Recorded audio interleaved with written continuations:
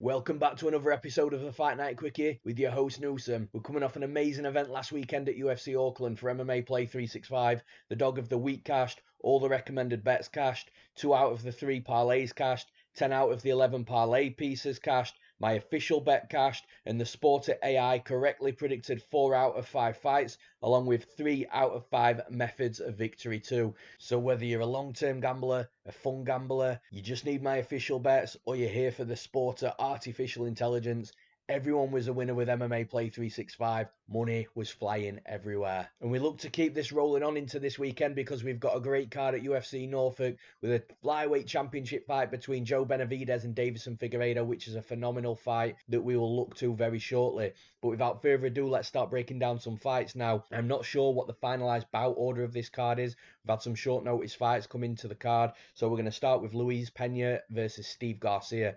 And it's a really interesting fight, this one, because it's not often that we see Pena, his height and his reach and his length not be that big of a factor, and that's going to be the case in this fight because Steve Garcia is a 6 foot lightweight, so there's only going to be 3 inches difference between the two fighters. Normally Pena has a huge height and reach advantage over his opponents, but that won't be the case here. Now Steve Garcia, he'll come into this fight, he'll look to be aggressive, he'll look to strike, he'll look to try and hurt Pena on the feet. But one thing that I have noticed in tape from Steve Garcia is he is susceptible to, being pushed back against the cage. He does turn his back from time to time. We have seen in his Contender Series fight, it was Torres that tried to take the back and lock in hooks while they were still stood up. And for me, these are all traits that Pena's got in his arsenal. Now, he's still an improving fighter, Pena, especially from a striking perspective. But his takedowns, his grappling, his Brazilian Jiu-Jitsu, transitions, submission attempts are all at a really high level, and I think these are going to play a factor in this fight. I think they're going to cause Steve Garcia a lot of problems. Pena's got to be careful on the feet. While he's closing distance, while he's trying to get those takedowns, he has to be careful. Garcia will throw, like I've said, hard strikes, uppercuts, and I won't be surprised to see a couple of knees in there as well if Pena is ducking down too low and, trying to shoot takedowns relentlessly. But ultimately, I do think Pena gets him down to the mat. Whether that be a takedown, a trip, or whether he jumps the back while they stood up and they fall to the mat that way. I see Pena winning this fight. I just think he's too good where I believe this fight is going to go, which is down to the mat. So I'm going to take Pena to win. I'm going to take him to win via submission. And then in the next fight, we've got Grant Dawson versus Darrick Minner. Now, Grant Dawson obviously was supposed to fight Chaz Skelly. Chaz undergone some surgery, had a few problems. So, I wish a healthy recovery for Chaz, and, he will be back for sure. But in this fight, Grant Dawson, I can't look past him here. Both fighters have got wrestling chops, so I am very interested to see, who shoots first, who gets that first takedown, what fighter is dominant on the mat, whether it be bottom, on top. But even though Darrick Minner is a submission specialist as well, he's got plenty of wins by submission, and he is a veteran at this point. I just think Grant Dawson's gonna have more for him, across the 3 rounds, which I do believe this fight's going to hit the scorecards. Now, Grant Dawson's got to be careful early on. He's got to mind his P's and Q's. He's got to respect that Minner's a veteran at this point. And I do believe this is a step up for Dawson. Like I say, Minner's got so much experience inside the cage across a long career. So Dawson's got to be careful. But I just think that at this point in time, Dawson's skill set, his wrestling, his aggressiveness, the fact that he's got that youthful energy about him as well. I just feel that he's going to have his way in this fight, and I don't think it's going to be a case of, he dominates from bell to bell across the 3 rounds. Minner's definitely going to have moments in this fight, but I think the longer this fight goes on, I think the more takedowns Dawson scores, I think the more top time he has on top, and all these things are just round winning. It's a round winning skill set. So, like I say, unless Minner does get a submission on Dawson and gets him out of their sort of early doors, I do see Dawson becoming the stronger fighter across the 3 rounds. So I'm going to take Grant Dawson to win this fight, and I'm going to take him to win via decision. And then in the next fight, we've got Ismail Naurdiev versus Sean Brady. And this is, again, another good fight. It's a fight that it's one of those where I really like both fighters. I think both fighters have got a strong skill set. You've got Naurdiev, who, he comes from a wrestling background over in Austria. He's wrestled with Russians. His kickboxing's good, hard kicks. He'll go body, he'll go head, he'll go down to the legs. He'll really mix those kicks up. His boxing is, for me, still a work in progress. It is more about the kicks from Naurdiev from a striking perspective. But then you've got Sean Brady on the other side, and I actually really don't know where Sean Brady is best. He's more prominent in his style of mixed martial arts, and normally that would be a concern, but it actually doesn't worry me too much for Brady in this fight because he's solid everywhere. He's a good striker. He's got hard kicks. He's good moving forwards, moving backwards. His hands are good. I've seen in tape his wrestling's good. He's got good top control. He'll hunt for submissions. He's really really good everywhere, and like I say, that's why I don't think it's too much of a concern for him in this fight of, the fact that I don't know where he's best just because he's so good everywhere. Now, this fight's going to be really interesting because Naurdiev, like I say, he's no slouch. He's had the harder fights. He's had the more experience in mixed martial arts for such a young guy. Going out there in his debut beating someone like Michel Prazeres, which was a phenomenal win. Yes, he had a setback against Chancellor Encounter, came back against a vet in CR Bahadazada, did really well. He knew what his game plan was, the takedown, the top control, and he just executed it. He's one of those fighters that will play to his strengths, and that's a fighter that you can trust inside the cage. But one aspect of Naurdiev that I feel he's got a deficiency in is maybe his gas tank and his cardio, especially when he's taken down. We saw that in the Chancellor Encounter fight, so it's going to be really interesting to see if Brady has noticed that and can get him down to the mat and spend top time and top side, top control. Now, with Brady, I've not seen him shoot many traditional takedown attempts, like your single legs, your double legs. They tend to be coming off kicks. And this is where I think that he's actually got an advantage over Naurdiev because Naurdiev loves to throw hard kicks. And the hard kicks, they hit harder, but they're a little bit easier to catch because they're not as fast as, sort of the point scoring kicks, if you like. So I think Brady's going to have some success in catching kicks and taking Naurdiev down. Now, I feel that the start of this fight is going to be quite close. I think both fighters are going to have the moments for sure. I think on the feet and on the mat as well. I think both fighters will spend some time on the back. But again, I just think the longer this fight goes, I think Brady's cardio is a little bit better. I think his output will be consistent across the 3 rounds. And I just think he'll have a better time inside the cage, again, across the 3 rounds, 15 minutes than what Naurdiev will. I think he'll spend more time in top control as well. So I'm going to actually take the underdog in this fight. I'm going to take Sean Brady to win, and I'm going to take him to win via decision. And then in the next fight, we've got Alan Cruz versus Spike Carlisle. And man, I'm actually so stoked for this fight. If you go back and watch tape on both guys, they're both super exciting dudes. We've got Alan Cruz, who's got this wrestling background, but tends to really love to throw heavy, hard kicks, big strikes. He's a big featherweight as well. So, he's aggressive. He'll come forward. He's got a good chin on him. But then you've got this guy, Spike Carlisle, and man, again, such an interesting fighter to watch. He'll go out there and he'll look for takedowns. He'll become relentless. He knocked a guy out on the regionals with a spin back elbow, out cold. I just feel like this fight is going to be a ton of fun to watch. I am leaning at Alan Cruz, though. I do think that he's able. I think he might get taken down a couple of times by Spike Carlisle because Spike is, like I say, is relentless with his wrestling, and he will hunt for takedowns, and he will stick with it and try and be consistent with that throughout the fight. But I just feel that even though I think Cruz will get taken down a couple of times early on in this fight, I think those takedowns, I think he'll stand back up, and I think those takedowns will just stop being as successful the longer the fight goes on. And from that, I think Cruz will be able to start getting off on his hard and aggressive strikes. I think at some point he catches Spike Carlisle with something on the chin. I think he knocks him out. So I'm going to take Alan Cruz to win. I'm going to take him to win via knockout. And in the next fight, we've got Jordan Griffin versus newcomer TJ Brown. Now, I believe this fight is going to have so many takedowns, so many scrambles, so many fun transitions, submission attempts. I think it's going to be one of those types of fights, which, to be honest with you, we've seen quite often from Jordan Griffin. So it's going to be nothing new here, especially the Chaz Skelly fight. A ton of fun to watch. We even saw somersaults from Chaz Skelly getting 9.5s from Daniel Cormier.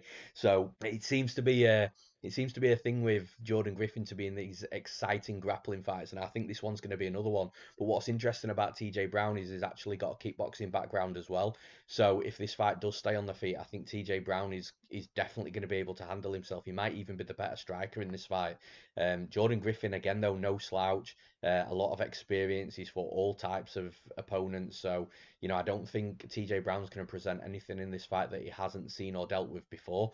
But I do think that TJ Brown is got a good double leg. Once I found out about his kickboxing, looking at his how he's adapted into MMA with the wrestling and the takedowns, I was really surprised to see how much this kid's come on.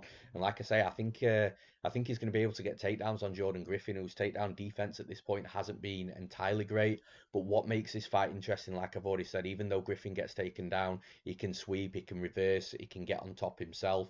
But I actually think TJ Brown is quite solid on the mat in top control. And, you can ask the question of, what sort of level of competition has he been doing this against? Has he fought anybody of the quality of Jordan Griffin? That remains to be seen. But I think TJ Brown's going to have a good fight here. Like I say, on the feet, I think he's going to be okay. And on the mat with takedowns, I think he's good enough to block the transitions and reversals over the 3 rounds to stop Jordan Griffin getting on top too much. And for that reason, I think he's just going to look better in the judges' eyes if it goes to the scorecards, which I do think it hits the cards. So I'm going to take TJ Brown to win this fight, and I'm going to take him to win via decision. And in the next fight, we've got Marcin Tybura versus Sergey Spivak. From Tybura's point of view, it's quite disappointing because he's come down quite a lot from where he was a few years ago. He's suffered back-to-back knockouts, and he's just not looking like the fighter that he once was. But in this fight, I do think he's got advantages because Tybura seems to be falling short against guys that have got good striking, quick hands, hit hard, can knock him out. And although this is a heavyweight fight and 265 pound with 4 ounce gloves, anything can happen. So I'm not saying Spivak can't knock him out, but Spivak's hands definitely aren't the same hands as what you would see from Augusto Sakai. They're definitely not the same hands as you'd see from Shamil Abdurakhimov. He's more of a wrestler and a grappler, and specifically more the grappler. The wrestling, he doesn't, again, in his last fight against Tuivasa, he wasn't shooting traditional single legs, double legs. It was more head and arm throws and, just the more unorthodox type of takedown. So his grappling game is where he's strongest, but I think that's an area where Tybura is actually good at himself. So I think Spivak's going to come out here shooting takedowns. I think Tybura, he can either defend takedowns or be able to hit a reversal in a scramble or something along those sorts of lines.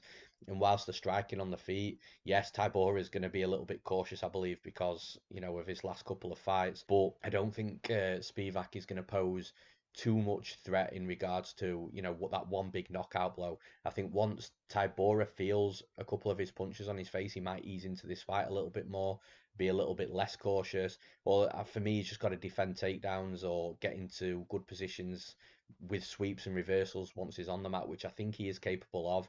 It's going to be a very close fight. Spivak, proved a lot of people wrong in that last fight against Tai Tuivasa, getting the submission win.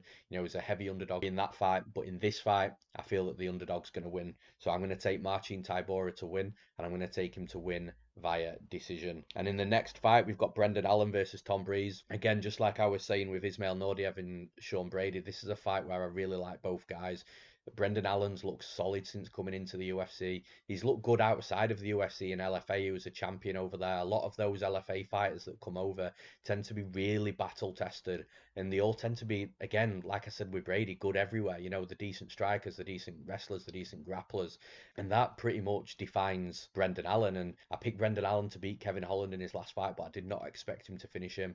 That is something that not many men have done. Only one man has finished Kevin Holland before. That was Rafael Lovato Jr., the ex-Bellator champion. So again, Brendan Allen's sort of in that category of who can finish Kevin Holland, which having Lovato Jr. in that category, it's not bad company. But Tom Breese, on the other hand, he's had some unfortunate situations where he's had to pull out of a couple of his fights, some due to health, some due to injury. He's fought once in 4 years. So I'm glad he's back. I hope that everything's okay, and he's going to be back to putting in a consistent run of fights now. But from a skill set perspective, Tom Breese is a very solid fighter, predominantly a boxer, but he's worked hard on his Brazilian jiu-jitsu, put time in on the mat. Again, his jiu-jitsu's come on really well, and what it's done is it's really rounded his game off nicely in mixed martial arts.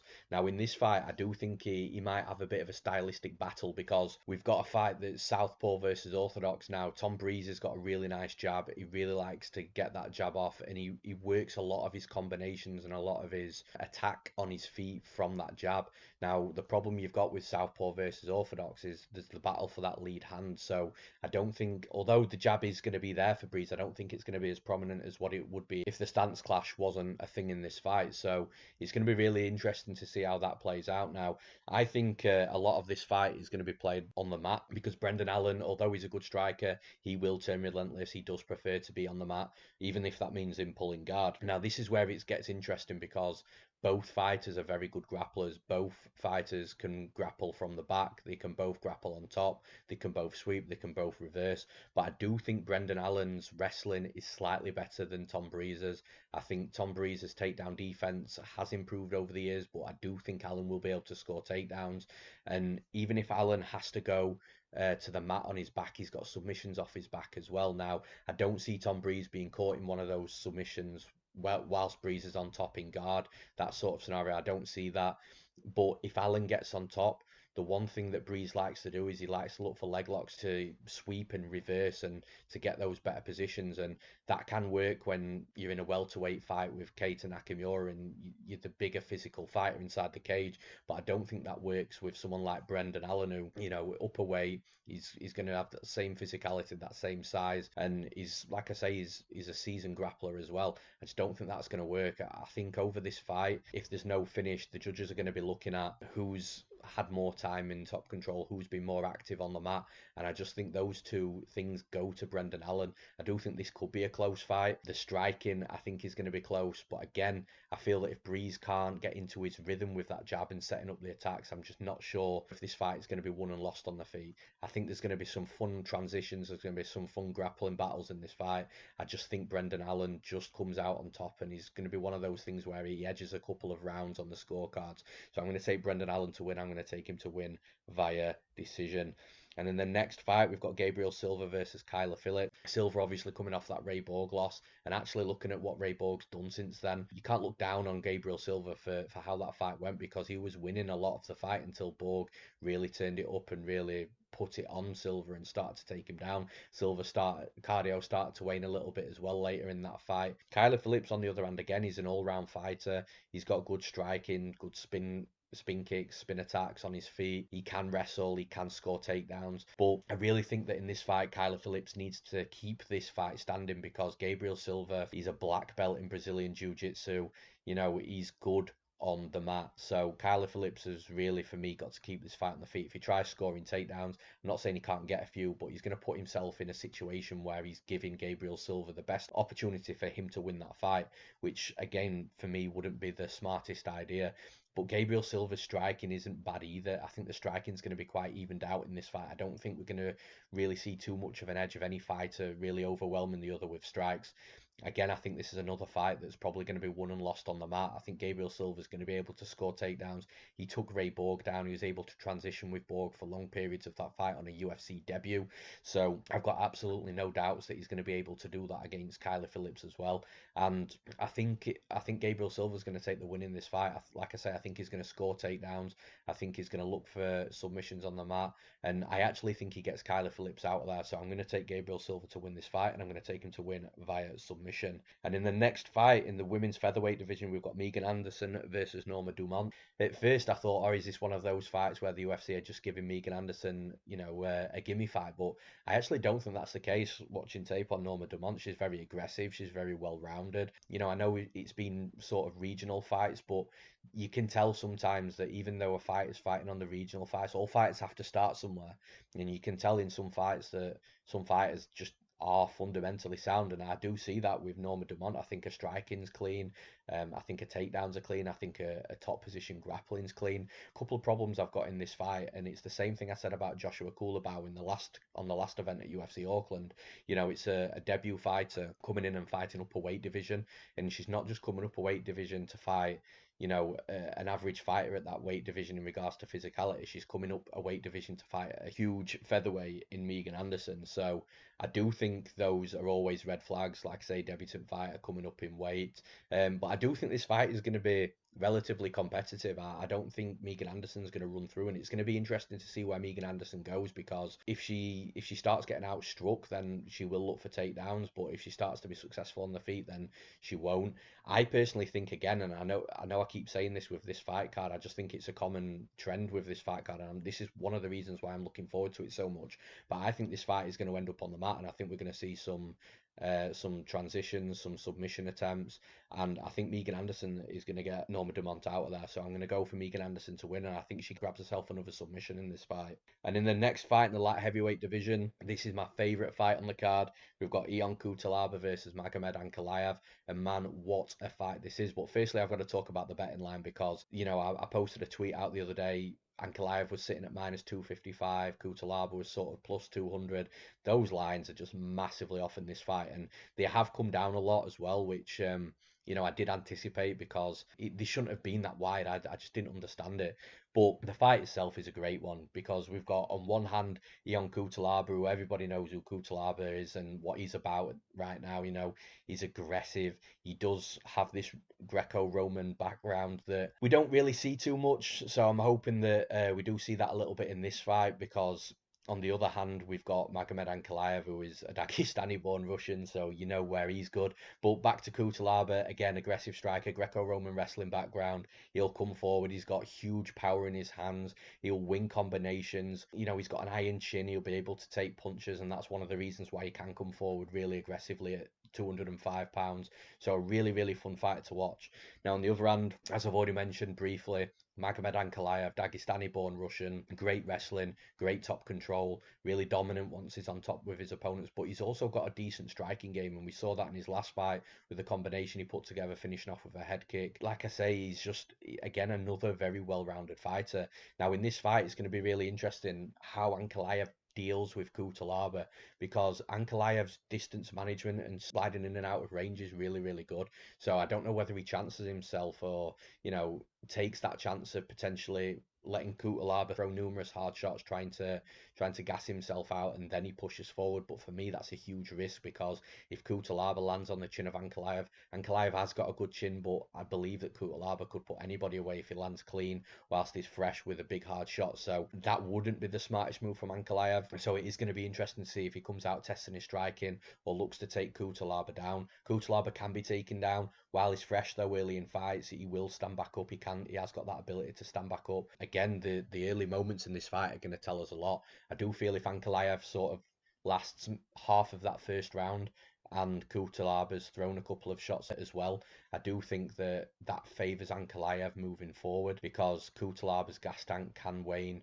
Ankalaev has got a good gas tank. So, like I say, the first 2.5 minutes in this fight are going to be extremely interesting.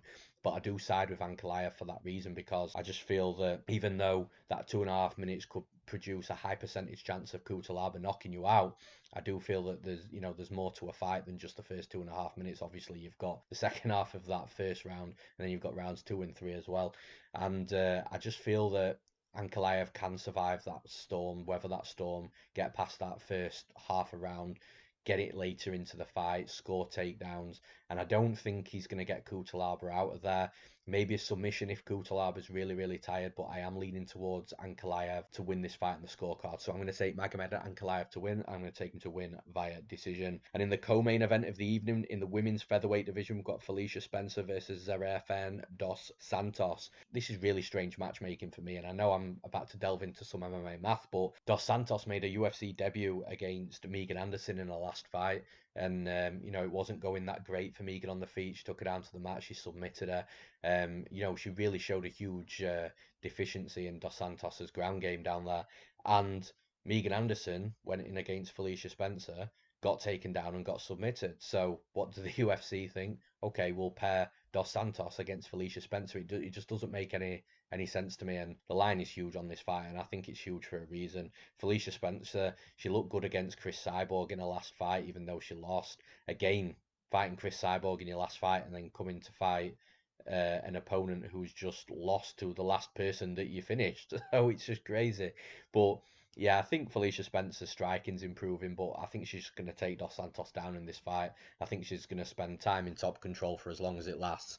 I think she's going to find a submission from somewhere, and I think she's going to lock it in, and I think she's going to tap Dos Santos out. I think it's going to be that simple for her. She does have to mind her P's and Q's. Obviously, this is mixed martial arts with 4-ounce gloves, like I mentioned, all the time. So she does have to keep a little bit of composure about her on the feet. But if she wants this fight down to the mat, she'll get her down and she'll submit her. So I've got Felicia Spencer to win this fight. I'm going to take her to win via submission. And now to the main event of the evening for the flyweight championship. Man, I'm so hyped for this fight. We've got Joe Benavidez versus Deiveson Figueiredo, and I'm so hyped for this fight, not just because I think it's going to be a fast-paced, fun fight that's going to have moments on the feet, it's going to have moments on the mat, but both fighters are just on great form right now, and both fighters present a different stylistic advantage to each other. So from Deiveson Figueiredo's point of view, he's an aggressive striker. Yes, he's got grappling, but he really prides himself on getting inside the cage, throwing hard punches, throwing combinations, really beating his opponent up and bloodying him up. That's his game. And like I say, if he needs his wrestling, he's got his wrestling. If he needs his jiu-jitsu, he's got his jiu-jitsu. But he's the fighter in the flyweight division right now that is the aggressive striker. If you talk aggressive striker and flyweight in the UFC, people talk about Deiveson Figueiredo. Then on the other hand, you've got Joe Benavidez, who's a veteran right now. He's always been at the top of this game. Always been at the top of the division. He did look like he was starting to go on a little bit of a decline before the Alex Perez fight. He started to look a little bit older. He started to wane a little bit in his performances. But man, to his credit, since then he beat Alex Perez, he's beat Hussein Formiga. He got both of those guys out of there as well. He finished them both, and he's just looking back on form again now. I do feel that with Joe Benavidez, and this is my worry for him in this fight, just like I mentioned last week at UFC Auckland with Karolina Kowalkiewicz, when you go back and watch their last fight, and then you go back and watch a fight from 3 years ago, you can see those very obvious decline attributes. And what I mean by that is slowing down a little bit. The speed's not quite as there, they're not quite as sharp. But I'm not saying Joe Benavidez is declined. What I'm saying is he's just not the same fighter. He doesn't come with that same tenacity, that same pace, that same pressure as what he did a few years ago. So you can see that age is slowly starting to come into Benavidez. Now, does it matter in this fight? I don't know. And the reason being is because I feel that where Benavidez is strongest is his wrestling and his grappling. And man, I saw Formiga take his back twice and Benavidez get out of it. And on one of the occasions, even one of the commentators, I can't remember who it was, turned around and said that they just didn't know how he escaped from the back at that point. The dude is just difficult to deal with on the mat. And like I say, he can score takedowns. If he's in top control, he can be active, he can be rapid, try and move from position to position, because if he loses position and he ends up on bottom, he can get out of that position, or if his opponent stands back up, he can take his opponent back down.